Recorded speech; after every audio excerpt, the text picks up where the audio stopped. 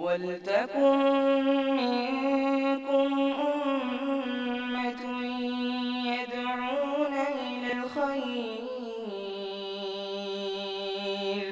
وَيَأْمُرُونَ بِالْمَعْرُوفِ وَيَنْهَوْنَ عَنِ الْمُنكَرِ وَأُولَٰئِكَ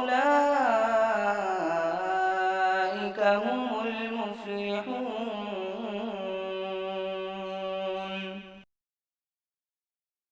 نحمده ونستعينه ونستغفره ونعوذ بالله من شرور أنفسنا ومن سيئات أعمالنا من يهده الله فلا مضل له ومن يضلل فلا هادي له وأشهد أن لا إله إلا الله وحده لا شريك له وأشهد أن محمدًا عبده ورسوله أما بعد فإن خير الحديث كتاب الله وخير الهدي هدي محمد صلى الله عليه وسلم وشر الأمور محدثاتها وكل محدثة بدعة وكل بدعة ضلالة وكل ضلالة في النار.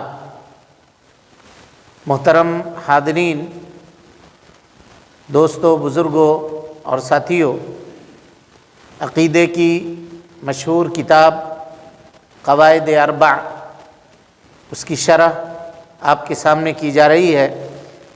آج یہ دوسرا ہفتہ ہے اور اس کی تیسری نشست ہے۔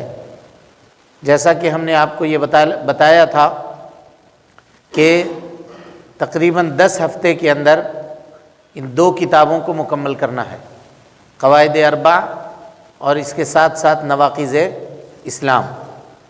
تو اسی پیٹرن کے اوپر ہم چل رہے ہیں۔ اللہ تعالیٰ سے توفیق طلب کرتے ہیں کہ اللہ رب العالمین اس کتاب کو صحیح طریقے پر پڑھنے اور صحیح طریقے پر سمجھ کر اس کے مطابق زندگی گزارنے اور اس کی دعوت عام کرنے کی توفیق ہم سب کو عطا فرمائے۔ گزشتہ درس میں تمہیدی گفتگو آپ کے سامنے کی گئی تھی اس کتاب کے تعلق سے۔ آج ہم لوگ انشاءاللہ کتاب شروع کریں گے، اور جہاں سے کتاب شروع ہو رہی ہے وہ اس کا پہلا پیراگراف ہے۔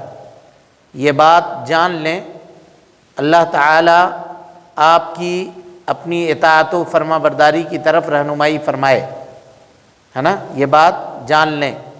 مصنف رحمۃ اللہ علیہ کہتے ہیں یہ بات جان لیں۔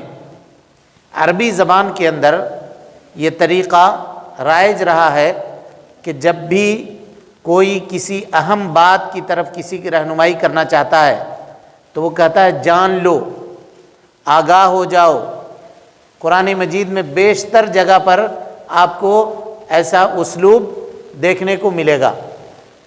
جیسے توحید جہاں پہ اللہ رب العالمین نے بیان کیا، وہاں پہ اللہ تعالیٰ فرماتا ہے فَاعْلَمْ أَنَّهُ لَا إِلَٰهَ إِلَّا اللَّهُ، یہ بات جان لو کہ اللہ کے علاوہ کوئی معبود برحق نہیں ہے۔ لہذا کوئی اہم معاملہ اور کوئی اہم بات اگر بیان کرنا ہو تو کہا جاتا ہے اعلم، فاعلم، آگاہ ہو جاؤ، جان جاؤ، اور اس کے بعد اس اہم بات کو بیان کیا جاتا ہے۔ تو کہا اعلم، یہ جان لو، اور اس کے بعد دعا کر رہے ہیں اللہ تعالیٰ آپ کی اپنی اطاعت و فرما برداری کی طرف رہنمائی کرے، آپ کی رہنمائی اپنی اطاعت کی طرف کرے، اپنی فرما برداری کی طرف کرے۔ اس میں 2 چیزیں ہیں، دیکھیے، اللہ رب العالمین اپنی اطاعت کی طرف رہنمائی کرے۔ اطاعت کب ہوگا؟ جب آدمی کو صحیح علم ہوگا، صحیح علم ہوگا۔ کسی چیز کے بارے میں جب تک آپ کے پاس صحیح جانکاری نہیں ہوگی آپ اس بات کو کیسے سمجھ سکتے ہیں؟ پہلی چیز صحیح علم، اور علم کے مطابق عمل، تب جا کر کے آدمی اطاعت و فرما برداری میں مکمل ہوگا۔ صرف علم رکھنے سے بھی کوئی فائدہ نہیں ہے، اور بغیر علم کے عمل کرنے سے بھی کوئی فائدہ نہیں ہے۔ کہ اللہ تعالیٰ اپنی اطاعت و فرما برداری کی طرف آپ کی رہنمائی فرمائے۔ حنیفیت ملت ابراہیمی یہ ہے کہ آپ دین کو اللہ کے لیے خالص کرتے ہوئے، دین کو اللہ کے لیے خالص کرتے ہوئے صرف اسی کی عبادت کریں۔ حنیفیت، حنفیت نہیں، کیا بولیے گا؟ حنیفیت۔ حنیفیت کہتے ہیں ملت ابراہیمی کو، حنیف کہتے ہیں کسی چیز سے مائل ہو جانا، الگ ہو جانا۔ تو جو آدمی شرک سے پورے طور پر الگ ہو کر کے اللہ رب العالمین کی عبادت کی طرف آ جاتا ہے، اس کو کہتے ہیں حنیف۔ کیا کہتے ہیں؟ حنیف۔ حضرت ابراہیم علیہ السلام شرک سے الگ ہو کر کے اللہ رب العالمین کی توحید کی طرف آئے تھے، اسی لیے ان کے شریعت کو اور خود حضرت ابراہیم علیہ السلام کو حنیف کہا جاتا ہے، اور ان کی شریعت کو ملت ابراہیم حنیفہ کہا جاتا ہے۔ اللہ رب العالمین نے قرآن مجید میں ہم کو اور آپ کو حضرت ابراہیم علیہ السلام کی ملت کی پیروی کا حکم دیا ہے۔ سورہ نحل کی آیت ہے، اللہ تعالیٰ فرماتا ہے ثم اوحینا الیک ان اتبع ملت ابراہیم حنیفہ۔ اے اللہ کے نبی صلی اللہ علیہ وسلم، پھر ہم نے آپ کی جانب وحی کی کہ آپ حضرت ابراہیم علیہ السلام کے ملت کی پیروی کریں، شرک سے الگ ہو کر کے، شرک سے الگ ہو کر کے حضرت ابراہیم علیہ السلام کی ملت کی پیروی کریں۔ اب ابراہیم علیہ السلام کی ملت کیا ہے، یہ جاننے کی ضرورت ہے یا نہیں ہے؟ جب تک ہم نہیں جانیں گے کہ حضرت ابراہیم علیہ السلام کی ملت کیا ہے تو اس کی پیروی کیسے کریں گے؟ حضرت ابراہیم علیہ السلام کی ملت یہ بتا رہے ہیں، یہ ہے کہ آپ دین کو اللہ کے لیے خالص کرتے ہوئے صرف اسی کی عبادت کریں۔ لفظ خالص کا کیا معنی ہے بتائیے؟ خالص کس کو کہتے ہیں؟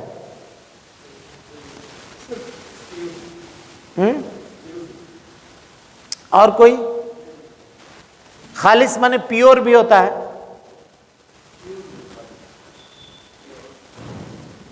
پیور بھی ہوتا ہے۔ خالص کا مطلب کوئی دوسری چیز اس میں ملاوٹ نہیں ہے، کوئی الگ چیز کی ملاوٹ اس میں نہیں ہے۔ اور لفظ خالص کو کا ترجمہ اگر دیکھنا چاہیں تو قرآن مجید سے بہترین تفسیر اور کہیں نہیں ملے گی۔ غور سے سنیے اس کو۔ اللہ تعالیٰ کا ارشاد ہے وَإِنَّ لَكُمْ فِي الْأَنْعَامِ لَعِبْرَةً، تمہارے لیے جانوروں کے اندر بھی نصیحت ہے۔ اس کو سمجھیے ذرا اچھے سے، جانوروں کے اندر نصیحت ہے۔ کیسے نصیحت ہے؟ اللہ تعالیٰ کہتا ہے مِن بَيْنِ فَرَثٍ، ہم جانور کے گوبر اور اس کے خون سے گزار کر کے تم کو خالص دودھ پلاتے ہیں۔ کیا پلاتے ہیں؟ خالص دودھ پلاتے ہیں۔ پتہ یہ چلا کہ اللہ رب العالمین جانور کے گوبر اور اس کے خون سے گزار کر کے خالص دودھ ہم کو اور آپ کو پلاتا ہے۔ تو خالص دودھ کون سا ہوا؟ جو جانور کے تھر سے نکالا جائے۔ اب اگر کوئی آدمی اس دودھ میں ایک قطرہ کیوڑا ملا دے، عرق گلاب ملا دے، تو کیا وہ دودھ خالص ہوگا؟ بولیے۔ اور اگر کوئی اس میں اس دودھ میں ایک قطرہ گندگی ملا دے تو کیا وہ دودھ خالص ہوگا؟ بولیے، نہیں ہوگا۔ اللہ کے دین کو خالص کرنے کا کیا مطلب ہے؟ اللہ تعالیٰ کی توحید میں کسی کو شریک نہ ٹھہرایا جائے، نبی صلی اللہ علیہ وسلم کی پیروی اور اتباع میں کسی دوسرے کو شریک نہ کیا جائے، یہ خالص کا مطلب ہے۔ آج لوگ یہ کہتے ہیں کہ بھائی دیکھو ایک کام ہے جس کو اللہ کے رسول نے نہیں کیا، صحابہ نے نہیں کیا، ہم کر رہے ہیں، اچھا کام ہے، تو اچھی چیز بھی اگر اس میں ملائیے گا تو وہ خالص نہیں ہوگا۔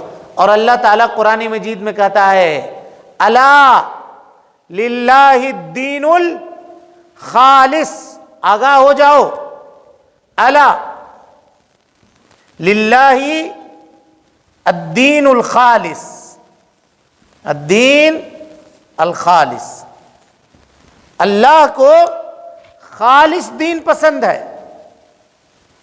کون سا دین پسند ہے؟ خالص دین پسند ہے۔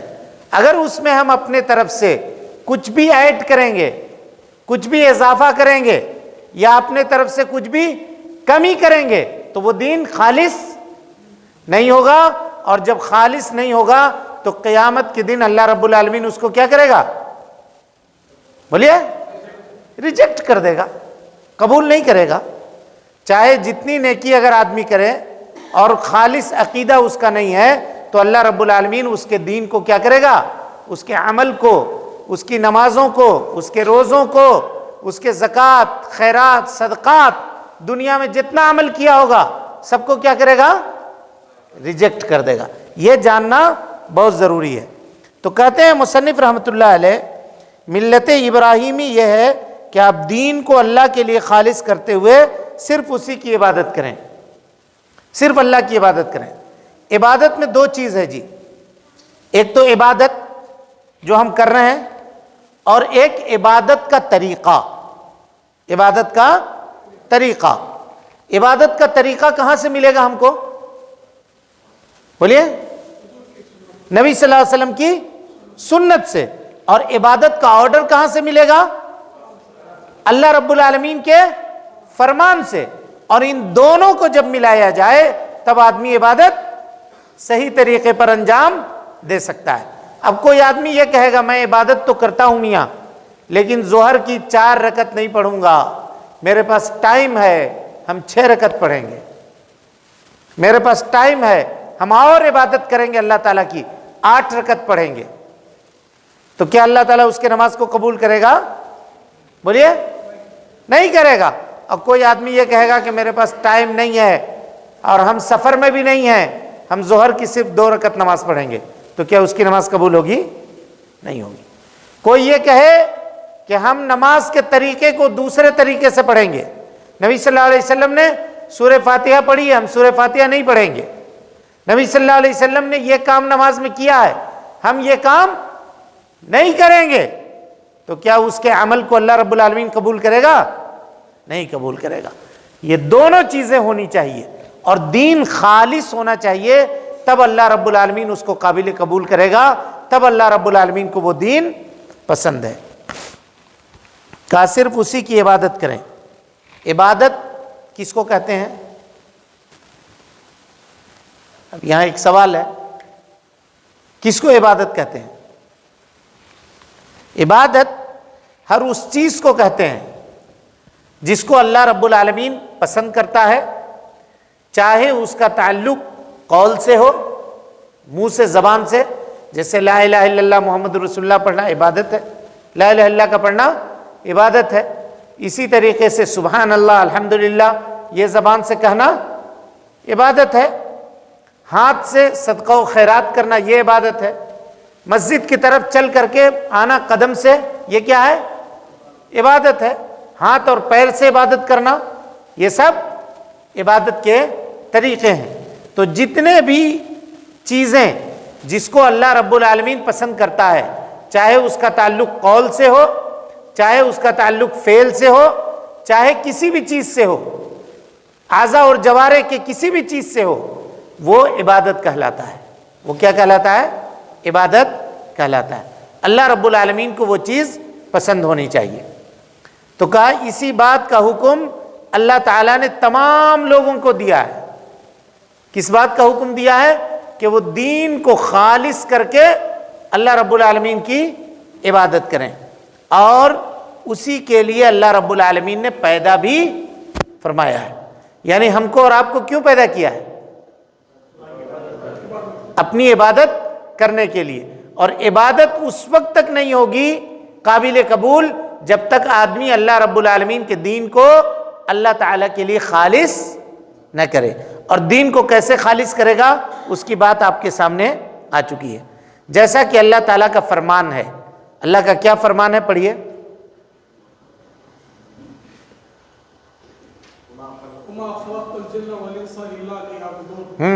میں نے جن اور انسانوں کو اس کے سوا کسی کام کے لیے پیدا نہیں کیا ہے کہ وہ میری بندگی کرے۔ جی، یعنی اللہ تعالیٰ نے جنوں کو اور انسانوں کو، جو دو بڑی بڑی مخلوقات ہیں دنیا کے اندر، ان کو کیوں پیدا کیا ہے؟ صرف اس لیے پیدا کیا ہے کہ یہ کیا کریں؟ اللہ رب العالمین کی عبادت کریں، اللہ رب العالمین کی عبادت کریں۔ آیت کریمہ میں انسانوں سے پہلے کس کا تذکرہ ہوا؟ جن کا تذکرہ ہوا۔ کیوں جن کا تذکرہ ہوا؟ انسانوں سے پہلے ہے، یعنی انسانوں کے دنیا میں آنے سے قبل جو لوگ دنیا میں بستے تھے وہ کون تھے؟ جنات تھے۔ اسی لیے زمانے کا لحاظ کرتے ہوئے اللہ تعالیٰ نے پہلے جنوں کا تذکرہ کیا، اس کے بعد کس کا تذکرہ کیا؟ انسانوں کا۔ اس کے بعد اللہ تعالیٰ کہتا ہے وَمَا خَلَقْتُ الْجِنَّ وَالْإِنسَ، ہم نے جنوں کی اور انسانوں کی تخلیق صرف اس وجہ سے کی ہے إِلَّا لِيَعْبُدُونَ، تاکہ وہ میری عبادت کریں۔ یعبدون کے معنی یوحدون، وہ میری توحید کو کیا کریں؟ خالص کریں، اور میرے علاوہ کسی دوسرے کی عبادت نہ کریں۔ عبادت جو ہے، عبادت یہ اللہ رب العالمین کے لیے بندے کا عمل ہے، جو بندہ عمل کو اس لیے کرتا ہے تاکہ وہ اللہ رب العالمین کو کیا کرے؟ راضی کرے، خوش کرے۔ یہ بندے کا عمل ہے جو عبادت کہلاتا ہے۔ جو آدمی اللہ رب العالمین کی رضامندی کے لیے عمل کرے گا، اللہ رب العالمین اس کے عمل کو اگر خالص ہے تو قبول کرے گا، اور اس کا بدلہ اس کو جنت کے طور پہ عطا کرے گا۔ یہی دعوت اللہ تعالیٰ نے تمام انبیاء کو دینے کا حکم دیا، اور تمام انبیاء یہی دعوت لے کر کے دنیا کے اندر تشریف لائے۔ وَلَقَدْ، اللہ تعالیٰ فرماتا ہے وَلَقَدْ بَعَثْنَا فِي كُلِّ أُمَّةٍ رَسُولًا، ہر امت میں ہم نے ایک رسول بھیجا، ان کا کام یہ تھا کہ وہ لوگوں کو ایک اللہ کی عبادت کی دعوت دیں، اور اللہ کے علاوہ جن جن کی عبادت کی جا رہی ہے ان کے عبادت سے کیا کریں؟ لوگوں کو روکیں، لوگوں کو منع کریں۔ جب آپ جان لیے اس بات کو کہ اللہ تعالیٰ نے ہم کو اور آپ کو کیوں پیدا کیا ہے؟ اپنی عبادت کے لیے پیدا کیا ہے۔ چلیے پڑھیے، اس کے بعد دیکھیے۔ جب آپ کو علم ہو گیا کہ اللہ نے آپ کو صرف اپنی عبادت کے لیے پیدا کیا ہے، تو آپ یہ بھی جان لیں کہ کوئی بھی عبادت اسی وقت عبادت کہلائے گی جب وہ توحید کے ساتھ ہو۔ جیسے نماز اسی وقت نماز کہلائے گی جب وہ طہارت کے ساتھ ادا کی جائے۔ لہذا جب شرک عبادت میں داخل ہو جائے تو عبادت فاسد ہو جاتی ہے۔ ٹھیک ویسے ہی جیسے حدث طہارت میں داخل ہو جائے تو وہ فاسد ہو جاتی ہے۔ جی، اللہ تعالیٰ کا ارشاد ہے۔ بس کہتے ہیں جب آپ کو علم ہو گیا کہ اللہ تعالیٰ نے، یعنی جب ہم اور آپ اپنی تخلیق کا مقصد جان لیے، ہم لوگوں نے کہ اللہ تعالیٰ نے ہم کو اور آپ کو کیوں پیدا کیا ہے، یہ ہم جان گئے جو ہماری تخلیق کا مقصد تھا، تو اب یہ پتہ چلتا ہے کہ عبادت کے لیے پیدا کیا ہے۔ تو عبادت ہے کیا چیز ہے نا؟ تو کہہ رہے ہیں کہ عبادت کے لیے پیدا کیا ہے، اور جان لیں کہ کوئی بھی عبادت اس وقت عبادت کہلائے گی جب وہ توحید کے ساتھ ہو۔ اگر توحید کے ساتھ نہیں ہے تو وہ عبادت نہیں ہے، کیونکہ اللہ تعالیٰ اس کو قبول ہی نہیں کرے گا۔ مشرک کی کسی بھی عمل کو اللہ رب العالمین قبول نہیں کرتا ہے۔ اس کی مثال، یا نبی صلی اللہ علیہ وسلم سے سوال کیا ام المومنین حضرت عائشہ صدیقہ رضی اللہ عنہا نے۔ مکے میں ایک آدمی تھا، اس کا نام تھا عبداللہ ابن جدعان۔ کیا نام تھا؟ عبداللہ ابن جدعان۔ یہ آدمی بہت صدقہ و خیرات کرنے والا تھا زمانہ جاہلیت میں، بہت مال غریبوں میں لٹانے والا تھا، مسکینوں کا خیال رکھنے والا تھا۔ ام المومنین حضرت عائشہ صدیقہ رضی اللہ تعالیٰ عنہ نے پوچھا کہ اللہ کے نبی صلی اللہ علیہ وسلم، عبداللہ ابن جدعان کا کیا ہوگا؟ وہ تو اتنا مال خرچ کرتا تھا، اس کے بارے میں یہ کہا جاتا تھا کہ اس کے گھر کا چولہا کبھی ٹھنڈا نہیں ہوتا تھا۔ کیوں؟ ہمیشہ مہمان اس کے پاس آتے رہتے تھے اور چولہے میں آگ جلتی رہتی تھی۔ ایک قافلہ گیا، دوسرا پہنچا، دوسرا گیا، تیسرا پہنچا، اور سب کی مہمان نوازی وہ کرتا تھا۔ نبی صلی اللہ علیہ وسلم نے فرمایا کہ وہ جہنم میں ہوگا۔ کہاں ہوگا؟ جہنم میں ہوگا۔ ام المومنین حضرت عائشہ نے پوچھا، کہا کیوں؟ کہا اس لیے کہ اس نے اپنی زندگی میں ایک بار بھی یہ نہیں کہا رب اغفر لی خطیئتی یوم الدین، یعنی یوم آخرت کے اوپر ایمان نہیں لایا، توحید کے اوپر ایمان نہیں لایا۔ نتیجہ یہ ہوا کہ توحید کو نہ ماننے کے سبب اس کے جتنے نیک عمل تھے وہ سارے کے سارے کیا ہوئے؟ برباد ہو گئے۔ تو جب تک توحید نہیں ہے، آدمی کوئی بھی عمل کر لے، اس کا وہ عمل اللہ رب العالمین کے نزدیک قابل قبول نہیں ہے۔ بالکل اسی طریقے سے جیسے کوئی آدمی بغیر وضو کے نماز پڑھے تو کیا اس کی نماز قابل قبول ہوگی؟ اس کی نماز اللہ تعالیٰ قبول کرے گا؟ بالکل نہیں۔ یہ وضاحت کے لیے، ہمارے اور آپ کے سمجھنے کے لیے مصنف رحمۃ اللہ علیہ نے یہ واضح مثال دی کہ آپ جس طریقے سے نماز کی قبولیت کے لیے آدمی کا پاک اور صاف ہونا شرط ہے، اسی طریقے سے عبادت کے قبول ہونے کے لیے توحید کا پایا جانا شرط ہے۔ اگر توحید نہیں ہے تو کوئی عبادت اس کی قابل قبول نہیں ہوگی۔ بالکل اسی طریقے سے جس طریقے سے نماز بغیر طہارت کے، بغیر وضو کے، بغیر پاکی کے اللہ رب العالمین قبول نہیں کرے گا۔ چلیے اس کے بعد اللہ تعالیٰ کیا کہتا ہے، مصنف کیا کہتے ہیں؟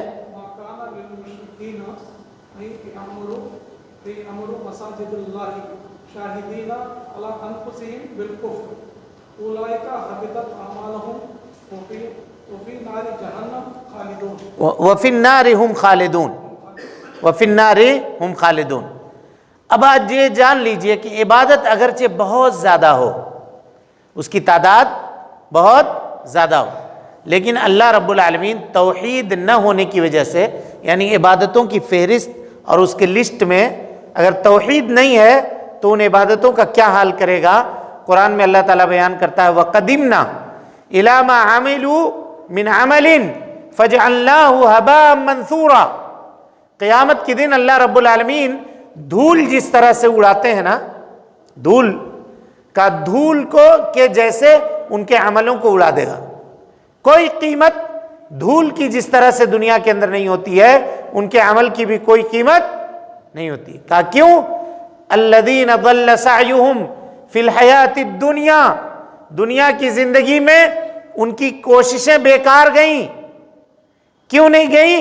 اس لیے گئیں کہ وہ لوگ توحید کے اوپر ایمان لانے والے نہیں تھے۔ وَهُمْ يَحْسَبُونَ أَنَّهُمْ يُحْسِنُونَ صُنْعًا، لیکن وہ یہ گمان کرتے رہے کہ ہم جو عمل کر رہے ہیں یہ بہت اچھا عمل کر رہے ہیں، لیکن توحید نہیں ہے اور اس کے بعد عمل کر رہے ہیں تو اللہ رب العالمین قیامت کے دن ان کے عمل کو کیا کرے گا؟ برباد کر دے گا۔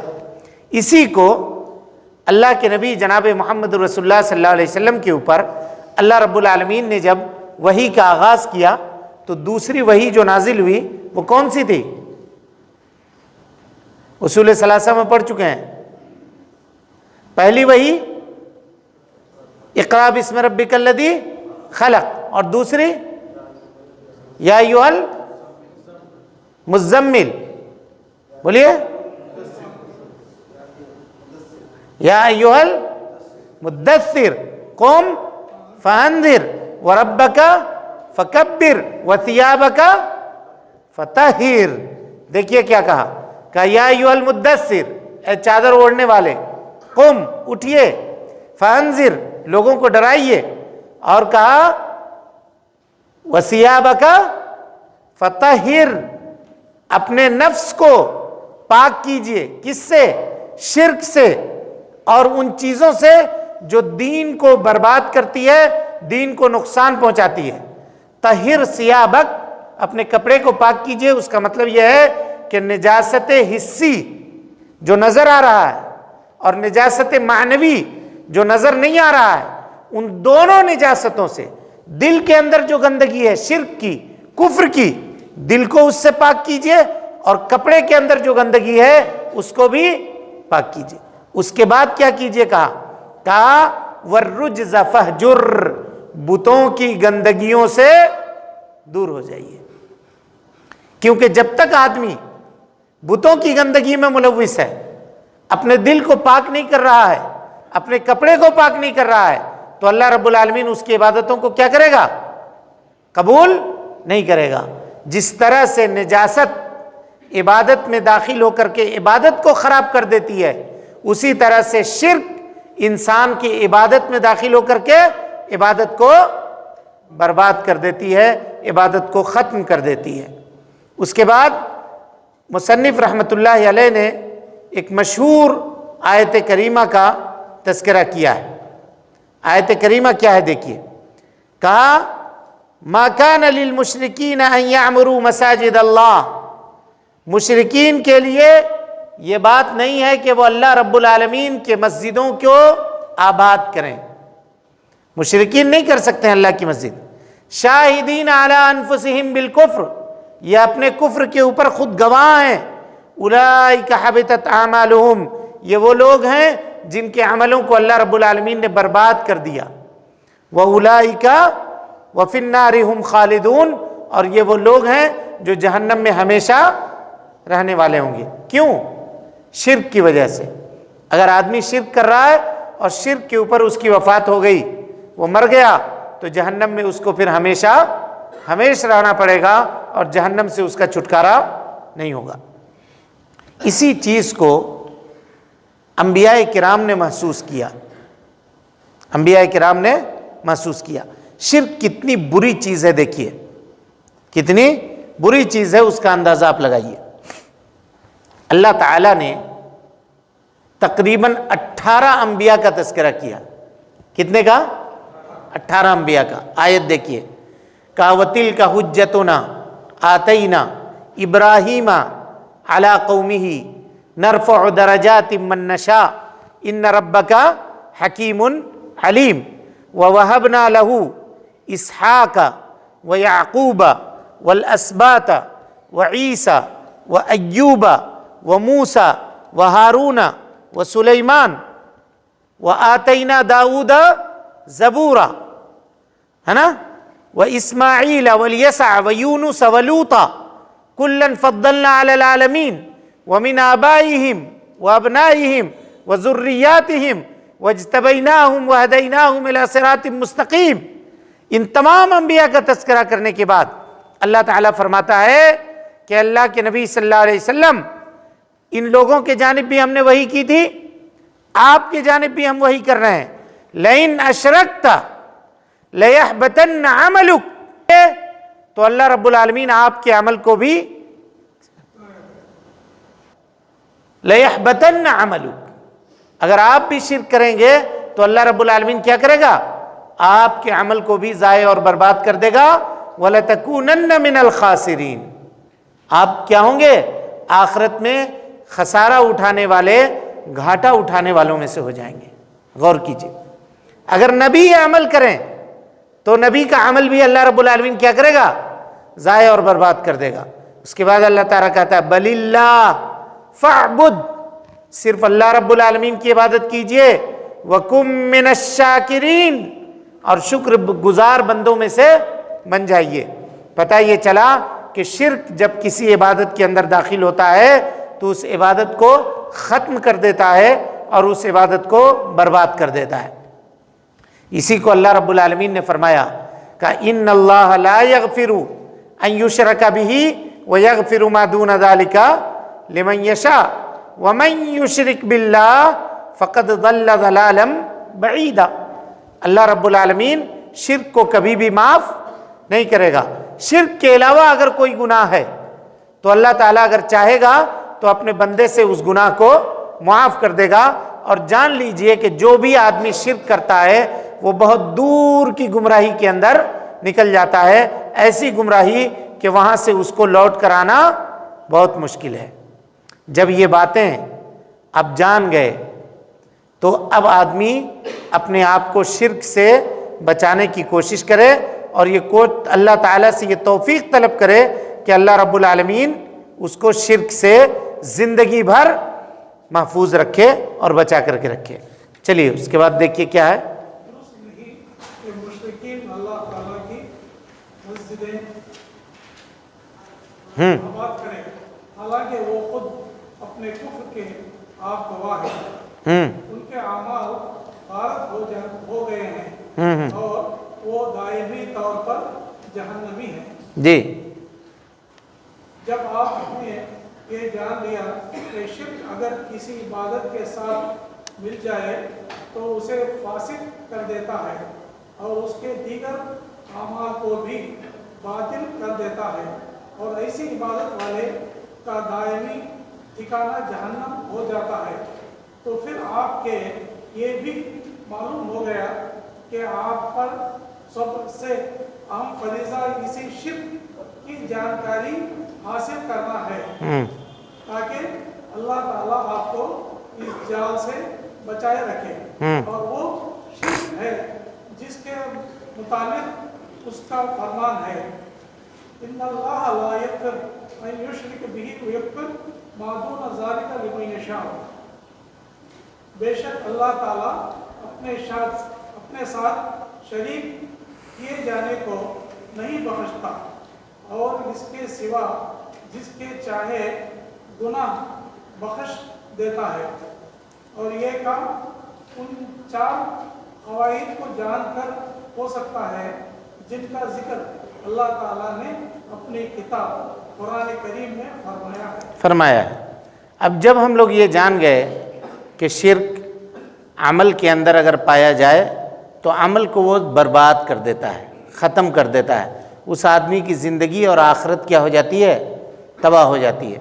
تو اب ہم کو یہ دعا کرتے رہنی چاہیے اللہ رب العالمین سے کہ اللہ تعالی ہم کو شرک کے جال سے بچا کر کے رکھے، اور جتنی باتیں ہمارے سامنے گزر چکی یہ چیزیں ہم سے کچھ مطالبہ کرتی ہیں، ہم سے کچھ ڈیمانڈ کرتی ہیں۔ کیا ڈیمانڈ کرتی ہیں؟ نمبر 1 کہ ہم شرک کو جانیں۔ جب تک شرک کو جانیں گے نہیں تب تک اس سے بچ نہیں سکتے، اور اسی طریقے سے دوسری چیز جو مطالبہ کرتی ہے وہ یہ ہے کہ ہم ہمیشہ شرک سے آگاہ رہیں، چوکنا رہیں، کیونکہ اللہ کے نبی صلی اللہ علیہ وسلم نے فرمایا کہ جب آخری زمانہ آئے گا تو شرک میری امت میں اس طرح سے داخل ہو جائے گا کہ دبیب نمل کی طرح، جس طرح سے چوٹی چلتی ہے کہیں پہ تو چوٹی کے چلنے کی پاؤں کی آواز ہوتی ہے؟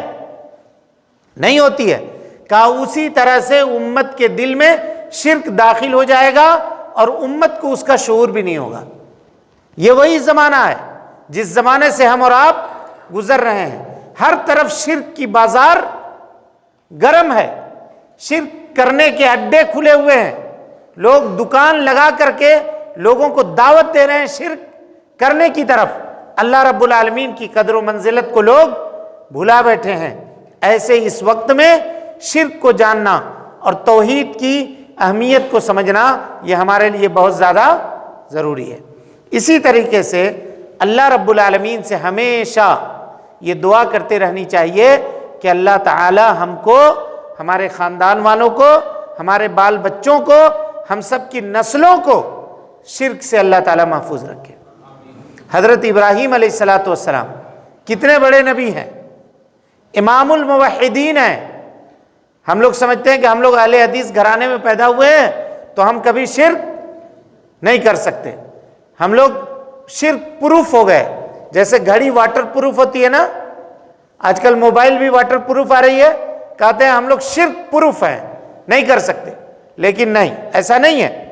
اللہ سے اس کے باوجود بھی توفیق اور دعا مانگتے رہنی چاہیے۔ حضرت ابراہیم علیہ السلام کتنے بڑے نبی ہیں، اللہ سے دعا مانگ رہے ہیں۔ کیا مانگ رہے ہیں؟ وَإِذْ قَالَ إِبْرَاهِيمُ رَبِّ اجْعَلْ هَذَا الْبَلَدَ آمِنًا، اے اللہ رب العالمین اس شہر کو، مکہ کو امن والا بنا دے۔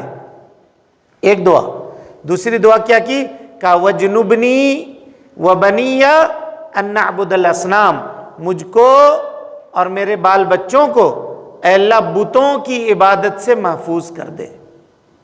علامہ ابن قیم رحمۃ اللہ علیہ کہتے ہیں کہ کون ہے تم میں کا جو حضرت ابراہیم علیہ السلام سے زیادہ مامون اور محفوظ ہو؟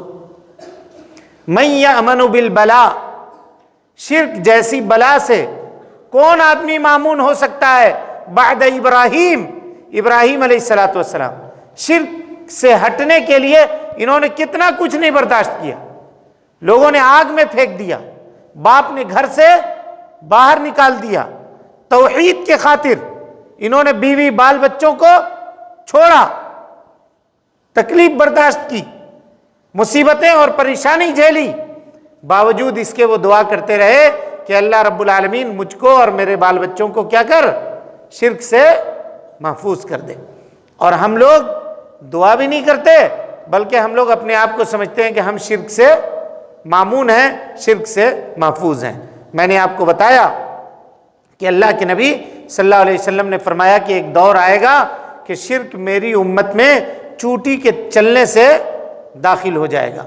لیکن نبی صلی اللہ علیہ وسلم نے کہا الا اخبرکم بشیء، کیا میں تمہیں اس چیز کی خبر نہ دے دوں؟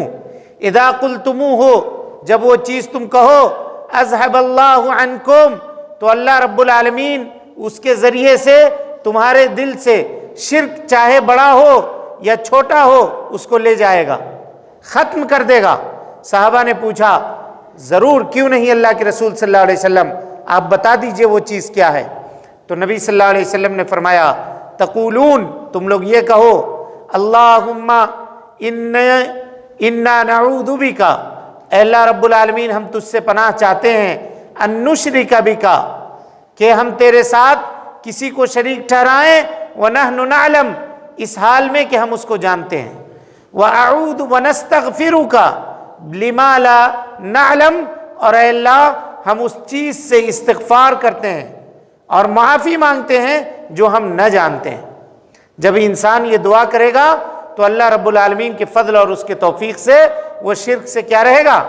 محفوظ رہے گا، اور شرک کو جانے گا، اور اسی طرح سے شرک سے اس کے دل کے اندر خوف رہے گی ہمیشہ، اور وہ اللہ رب العالمین کے شرک سے محفوظ رہنے کی کوشش کرے گا. اسی طریقے سے یہ بات پتہ چل گئی کہ جو آدمی شرک کرے گا اللہ تعالیٰ قیامت کے دن اس کو کبھی بھی معاف نہیں کرے گا. اور وہ آدمی جو شرک کر کے مر جائے گا، شرک کیا اور بغیر توبہ کے مر گیا، تو اللہ تعالیٰ اس کو لیے فرماتا ہے والذین کفروا، جن لوگوں نے کفر کیا، شرک کیا، لہم نار جہنم، ان کے لیے جہنم کی آگ ہے، لا یقضی علیہم فیموتوا، ان کو موت بھی نہیں آئے گی کہ وہ مر جائیں، ولا یخفف عنہم من عذابها، اور اللہ رب العالمین جہنم کے عذاب میں بھی کوئی کمی ان کے لیے نہیں کرے گا. کذالک نجزی کل کفور، اللہ رب العالمین ہر ناشکرے کو ایسے ہی بدلہ دیتا ہے. مشرک جب قیامت کے دن جہنم میں داخل ہوگا تو جہنم میں وہ ہمیشہ ہمیشہ رہے گا، کبھی بھی وہاں سے نہیں نکلے گا، اور نکلنا تو دور کی بات بلکہ اس کے عذاب کے اندر کوئی بھی کمی نہیں ہوگی. اللہ رب العالمین کہتا ہے فذوقوا فلن نزیدکم الا عذابا، مزہ چکھو عذاب کا، ہم تمہارے اندر عذاب کے علاوہ کسی چیز کا اضافہ نہیں کریں گے. یعنی دن بدن تمہارے عذاب کے اندر اضافہ ہوتا رہے گا، عذاب میں کوئی کمی ہونے کا کوئی چانس اور کوئی سوال نہیں ہے. اللہ رب العالمین ہم کو اور آپ کو اس سے محفوظ رکھے. مفسرین کرام کہتے ہیں اس آیت کی تفسیر میں کہ جب مشرکین داخل ہوں گے جہنم کے اندر تو وہ یہ سوچیں گے کہ دنیا میں جس طرح سے ہم جل بھن جاتے تھے اور مٹ جاتے تھے، ختم ہو جاتے تھے، ویسے ہی ہمارا انجام یہاں ہو جائے گا، مٹ جائیں گے، ختم ہو جائیں گے. لیکن ویسا نہیں ہوگا، بلکہ جب ایک چمڑی جلے گی تو اللہ رب العالمین اس کے اوپر دوسری چمڑی چڑھا دے گا تاکہ ان کے عذاب کے اندر کوئی کمی واقع نہ ہو، کوئی کمی واقع نہ ہو۔ تو وہ روئیں گے، گڑ گڑائیں گے اور کہیں گے ربنا، اے ہمارے رب، اخرجنا، ہم کو یہاں سے نکال دے، نعمل صالحا غیر الذی کننا نعمل، اب ہم نیک عمل کریں گے، وہ کام چھوڑ دیں گے جو دنیا میں ہم کیا کرتے تھے۔ اللہ رب العالمین کہے گا فذوقوا، ہرگز نہیں، تمہارے اندر کسی چیز کی تخفیف نہیں ہوگی، بلکہ تمہارے عذاب کے اندر ہی صرف اضافہ ہوتا رہے گا۔ اور یہ کیوں اضافہ ہوگا عذاب میں؟ اس لیے کہ مشرک جو ہے وہ ناشکرا ہے۔ مشرک کیا ہے؟ ناشکرا ہے۔ کیسے ناشکرا ہے؟ دیکھیے، ہم کو پیدا کس نے کیا؟ اللہ رب العالمین نے۔ روزی کون دیتا ہے؟ اللہ رب العالمین۔ اولاد کون دیتا ہے؟ اللہ رب العالمین۔ ہمارے سکون اور اطمینان کا انتظام کرنے والا کون ہے؟ اللہ رب العالمین۔ کیا اللہ تعالیٰ نے ان چیزوں کو ہمیں دینے میں اپنا کسی کو پارٹنر بنایا؟ کسی کو شریک بنایا؟ نہیں بنایا۔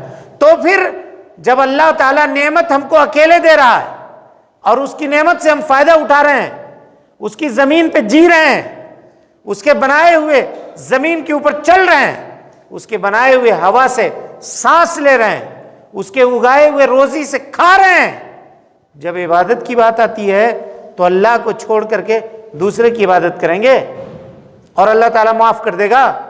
دنیا میں کبھی کوئی آدمی، مثال کے طور پر آپ نے کسی کو اپنا نوکر رکھا ہے، وہ تنخواہ آپ سے لے، کھائے آپ کا، آپ کے گھر میں رہے اور نوکری کسی دوسرے کی کرے، آپ کیا کیجئے گا اس کو؟ کبھی معاف کیجئے گا؟ بولیے، یہ کہیے گا کہ تم کھاتے میرے ہو، مجھ سے تنخواہ لیتے ہو، میری زمین پہ رہتے ہو اور تم دوسرے کا کام کرتے ہو، ہمارا کام نہیں کرتے ہو، جاؤ، تم کو ہمارے پاس رہنے کی ضرورت نہیں ہے۔ جب انسان ناشکر انسان کو برداشت نہیں کر سکتا ہے تو اللہ رب العالمین ایسے ناشکر انسان کو کیسے برداشت کرے گا؟ کیسے برداشت کرے گا؟ لہذا ان شرک کی گندگی اور شرک کی خرابی جان لینے کے بعد اب ہمارے اور آپ کے دل میں یہ تڑپ پیدا ہوتی ہے کہ ہم اس شرک کو جانیں کہ شرک کیا ہے۔ تو کہا شرک ان 4 قاعدوں کو جاننے سے آپ کے دل میں شرک کی وضاحت ہو جائے گی، اور ان قاعدوں کا تذکرہ اللہ رب العالمین نے قرآن مجید کے اندر کیا ہے۔ یعنی یہ کوئی اپنا انسان کا بنایا ہوا قاعدہ نہیں ہے، یہ اللہ رب العالمین کا بنایا ہوا قاعدہ ہے، جس کو اللہ رب العالمین نے اپنی کتاب کے اندر، قرآن مجید کے اندر ذکر کیا ہے۔ اب وہ قاعدہ کیا ہے؟ دیکھیے، یہاں سے یہ کتاب شروع ہوتی ہے۔ پہلا قاعدہ، آپ یہ جان لیں کہ جن کفار و مشرکین سے اللہ کے رسول صلی اللہ علیہ وسلم نے جنگ کی، وہ اس بات کا اقرار کرنے والے تھے کہ اللہ تعالیٰ ہی خالق اور مدبر ہے۔ اس اقرار نے انہیں اسلام میں داخل نہ کیا۔ اس بات کی دلیل ہے اللہ کا فرمان ہے قل من یرزقکم من السماء والارض امن یملک السمع والابصار ومن یخرج الحی من المیت ویخرج المیت من الحی ومن یدبر الامر فسیقولون اللہ وقل افلا تتقون۔